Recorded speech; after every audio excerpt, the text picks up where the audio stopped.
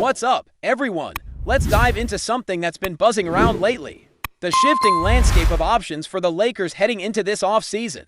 Especially after the draft, it's fascinating how things have changed in a way that opens doors that were previously shut tight. You see, the draft isn't just about picking players. It's about how those picks influence trade possibilities and team needs across the league. And this year, there's a very clear theme: an abundance of centers. That's a big deal for the Lakers because filling that position has been a challenge for them for quite some time now. Among the teams that suddenly became interesting options for the Lakers, the Phoenix Suns stand out. For a long time, Phoenix was off the table for the Lakers when it came to trades or deals. But the draft changed that dynamic entirely. Why? Because of Nick Richards, if you think about it. The Suns weren't just randomly grabbing pieces, they ended up with a couple of key assets that shifted their roster makeup and created a surplus at center, a position they previously lacked depth in. So, what does this mean for the Lakers? It means a new door has opened. First, there's the story of Kaman Malik, who fell to the Suns at number 10 in the draft. That was already a bit of a surprise. Many weren't expecting him to slide that far. Then, on top of that, the Suns pulled off a trade for Mark Williams, who was actually the player the Lakers had tried to acquire before, but didn't manage to finalize. The irony here is rich because the Suns paid less to get Williams than the Lakers were originally willing to give up. The Lakers had been ready to send a combination of draft picks and salary moves just to clear a roster spot for him. But the Suns managed to pull off a deal for the 29th pick plus a future 2029 pick, which is actually less costly than what the Lakers had on the table. It's interesting to wonder whether the Malik pick was already locked in and then just dropped into the Suns' lap, forcing their hand to grab him because it was clearly the best available player and they needed size desperately. The Suns went from being a team with almost no center depth to one with an abundance of big men. That kind of roster shift means tough decisions are coming now. With Mark Williams likely to start and Malik serving as a backup, the Suns have a log jam in the middle. But here's where it gets really interesting for the Lakers. Nick Richards is reportedly expected to be shopped by Phoenix. He's on the last year of a relatively cheap contract, around $5 million, which makes him a very appealing trade target. If I were in the Lakers front office, I'd be dialing that number nonstop. Richards as a backup center would be perfect for them. He's about to turn 28 next season, still young enough to develop and solidify his role through his next contract. He's not going to command a max deal. You're probably looking at something in the range of 12 to 15 million annually, which aligns well with what teams usually pay for reliable backup centers. Think about players like Steven Adams, someone with a similar contract range and a solid role coming off the bench. Richards fits that mold perfectly, bringing size, defense, and efficiency without breaking the bank. Sure, you want to keep expectations grounded because Richards isn't a flashy superstar with massive upside, but he knows his role well. In fact, some might even prefer Richards over other options like Clint Capela or Nick Claxton, just because Richards is so affordable. Nick Claxton is definitely a more versatile defender and overall a better player, but the Lakers could potentially snag Richards for less and then find a way to cover other needs.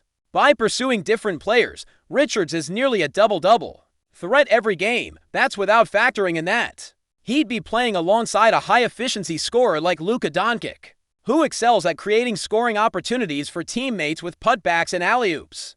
Last season, Richards played 57 games split between Charlotte and Phoenix. Starting in most of them for Phoenix, he averaged around 22 minutes per game, taking roughly 6 shots and shooting nearly 60% from the floor. He's not the type to stretch the floor with three-pointers, but his inside game is solid. And he's efficient. His free throw shooting is decent too, over 7.4%, which is quite good. For a big man, defensively, he pulls down over 8 rebounds a game, including a healthy number of offensive boards, and adds blocks and steals here and there. All of this points to a center who fills the kind of role the Lakers desperately need.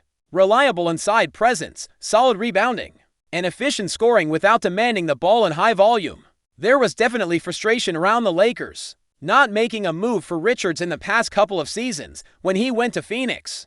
Many fans and analysts, myself included, kept wondering why the Lakers didn't pull the trigger sooner. Now, thanks to the draft and some clever maneuvering, that door has opened again. It's not a guarantee he'll end up in Los Angeles, But at least the opportunity exists in a way it didn't before. If Malik hadn't fallen to Phoenix, they might have taken someone else who wasn't a center, and the trade for Mark Williams would still be there, but Richards wouldn't be part of the equation. So the draft literally changed the landscape, giving the Lakers a new piece to work with in trade talks. This kind of domino effect is what makes the draft so important beyond just the players selected.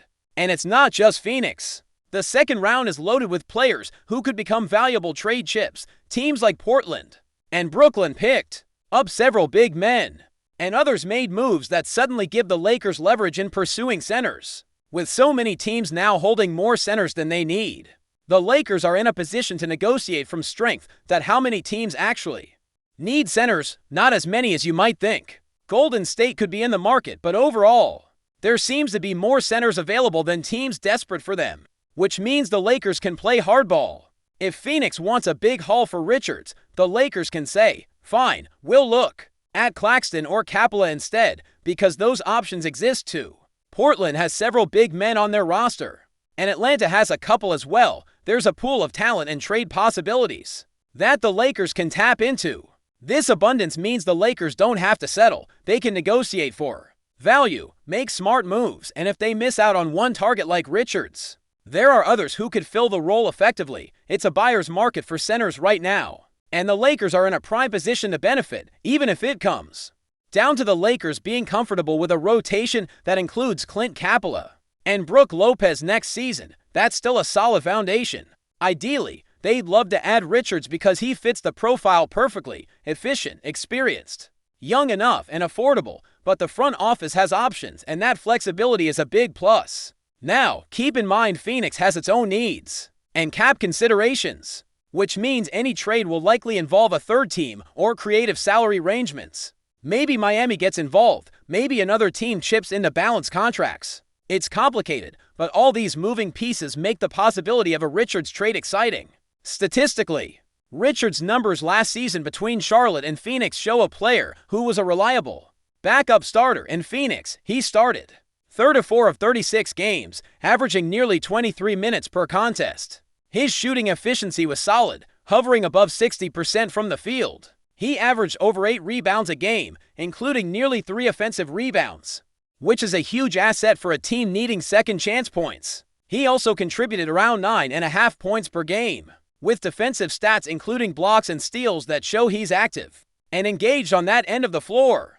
Playing alongside a star like Luka Doncic, who's a magnet for defensive attention and creates plenty of scoring chances, means Richards' role would be more focused, finishing plays, protecting the rim, and grabbing rebounds. His per 36-minute stats are impressive: 15 points, 14 rebounds including over for offensive boards, nearly to blocks, and half a steal per game. For a backup center, those are strong numbers that any team would welcome. All in all, Richards fits exactly what the Lakers need on paper. Of course, I'd personally prefer him as a backup rather than the starter, but if push came to shove and he had to start, that wouldn't be a disaster either. Ideally, you pair him with someone like Clint Capela to create a versatile, defensive-minded front court rotation that can handle the physicality of the league. The Lakers' offseason just got a little more interesting because of all this. It's not just about who they draft or who they sign as a free agent. It's about understanding the shifting market and taking advantage of opportunities like the one Phoenix's roster changes have created. The draft unlocks something that wasn't available before, and that's a game-changer. So, what do you think? Would you want to see Nick Richards in purple and gold? Is he the piece that finally gives the Lakers some needed stability at center? Or should the Lakers look elsewhere, perhaps chasing someone with a bit more upside or versatility? The conversation is wide open, and the moves in the next few weeks will be crucial. Before we continue, we ask that you leave a like and subscribe to the channel so you won't miss any exclusive Lakers updates. Moving on, in what's quickly becoming the buzz of the Western Conference, a surprising rumor has surfaced. Marcus Smart could be on his way to the Los Angeles Lakers. While nothing has been confirmed, whispers around the league suggest that the gritty guard, known for his tenacious defense and fiery leadership, may be the latest piece in the Lakers' puzzle to return to championship contention. The potential move has sent shockwaves through NBA circles, especially given Smart's deep-rooted ties to the Boston Celtics and his recent stint with the Memphis Grizzlies. If the deal materializes, It would not only mark a dramatic turn in Smart's career, but also bolster the Lakers' defensive identity, a department they've been eager to strengthen. Particularly at the perimeter, LeBron James and Anthony Davis have long carried the torch for the Lakers. But the lack of a consistent defensive presence at the guard position has been a lingering concern. Smart, the 2022 NBA Defensive Player of the Year, could be the answer.